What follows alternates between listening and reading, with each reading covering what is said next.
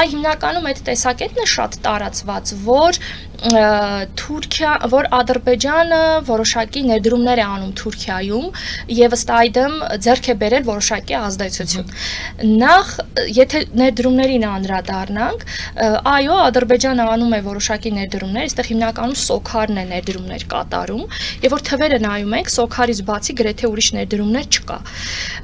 Եվ սա 18 միլիարդի մասին է խոսքը։ Բայց երկրաշարժի վերականգնման Երկրաշարժի վերականգնման հատվածում դեռ ամբողջական թվերը իրենք չեն հրապարակել, բայց ես չեմ կարծում, որ շատ մեծ կլինի։ Այնտեղ խոսակցություն եղավ, որ մի թաղամաս է, այո, որ կախվածություն առաջացնում, պատկերացնում եք, ինձ հսկա տարածքի մասն է խոսքը։ Մեկ թաղամաս Ադրբեջանը կառուցել է։ Ջալուս մյուս թուրքախոս երկրներն էլ ամեն մեկը ինչ որ մի թաղամաս հաճ, օրինակ Ուզբեկստանը մի թաղամաս չի կառուցել, բայց որ շենքեր է կառուցել, դպրոցներ է կառուցել։ Այսինքն սա բավարար չի, սա ավելի շատ Թուրքիան ինքը 19 միլիարդի ներդրում ունի Ադրբեջանի տարածքում, եթե զուտ թվերով ենք նայում։